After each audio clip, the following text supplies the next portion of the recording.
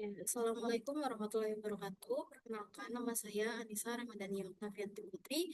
Di sini saya akan membedah teknologi cloud computing, mulai dari konsep dasarnya hingga bagaimana sih arsitektur ini menjadi standar baru dalam operasional IT modern dan efisiensi di dalam dunia bisnis.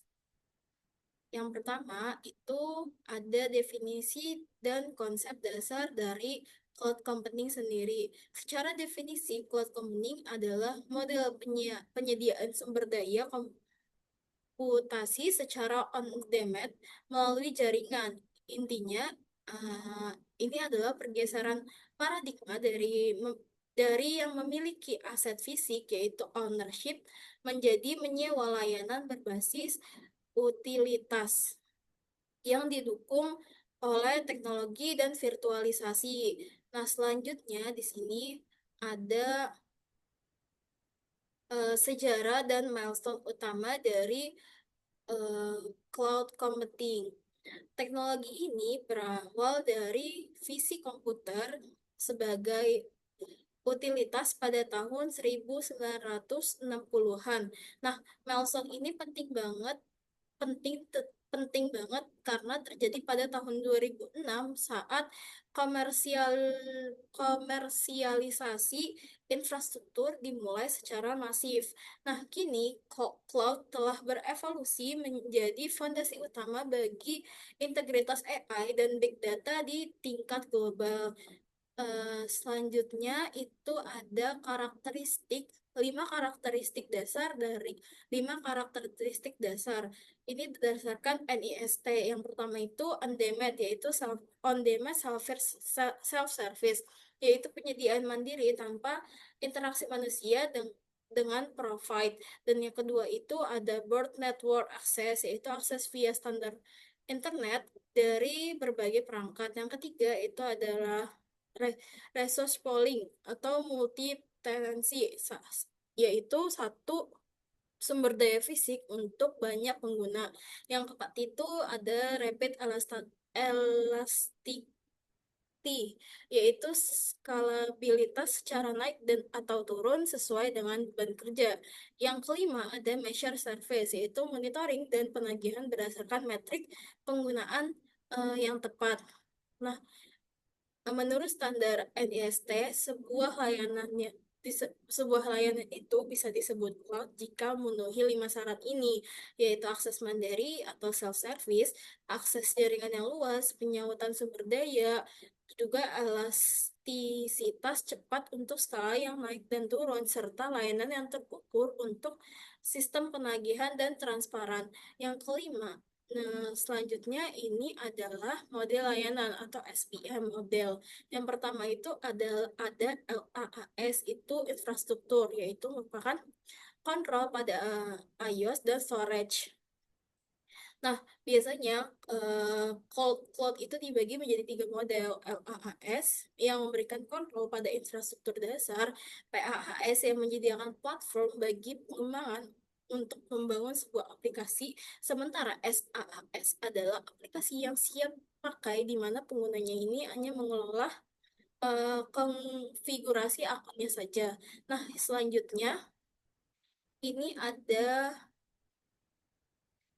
model model development. Itu ada penerapannya. Yang pertama itu ada public cloud yang biasanya itu infrastruktur yang dimiliki provide untuk pengguna umum. Yang kedua itu ada private cloud, yaitu infrastruktur yang eksklusif untuk suatu organisasi yang dioperasikan internal atau pihak ketiga. Yang ketiga itu ada hybrid cloud, itu integrasi publik dan private untuk portabilitas data dan aplikasi. Yang keempat itu ada commodity cloud, digunakan secara bersamaan oleh organisasi dengan misi dan kepatuhan yang sama.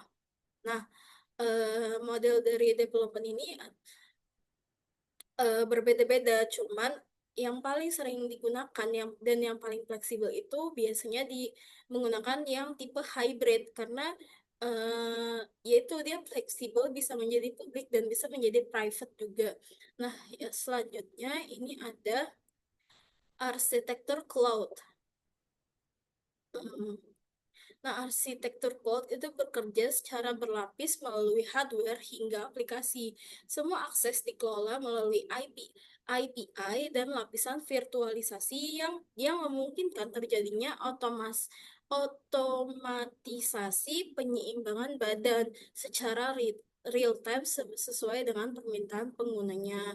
Nah, ini juga apa ya? Ini seperti mekanisme kerjanya gitu loh. Ketika ada user itu melalui API atau web, terus berlanjut ke yang lain-lainnya, dan selanjutnya itu ada keamanan dan tanggung jawab. Nah, dalam aspek keamanan kita mengenal dengan shared responsibility model, yaitu penyediaan layanan bertanggung jawab atas keamanan infrastruktur fisik dan virtualisasi. Sementara pengguna ini bertanggung jawab penuh atas keamanan data, manajemen akses, dan konfigurasi aplikasi di dalamnya.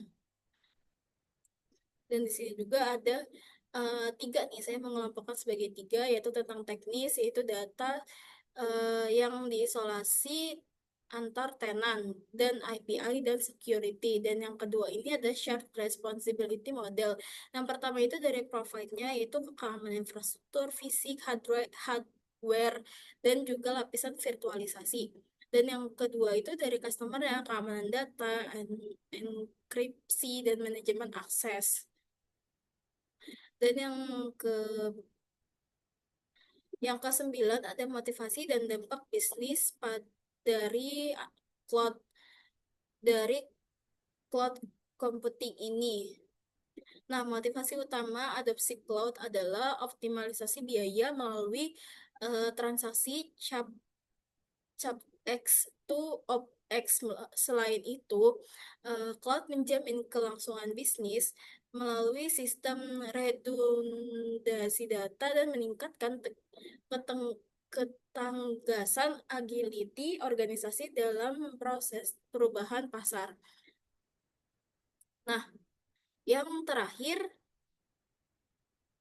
ada kesimpulan dan tren masa depan. Nah, cloud computing ini mengalihkan infrastruktur fisik menjadi layanan berbasis utilitas lewat teknologi virtualisasi dengan keunggulan elastisitas dan efisiensi biaya pay per user. Pay per use, teknologi ini menjadi fondasi utama bagi skalabilitas bisnis modern. Meskipun operasionalnya efisien, aspek keamanannya tetap menjadi tanggung jawab bersamaan antar penyedia dan pengguna data menggunakan ekosistem digital masa depan. Eh, Sekian dari presentasi saya, kurang lebihnya mohon maaf yang sebesar-besarnya. Wassalamualaikum warahmatullahi wabarakatuh.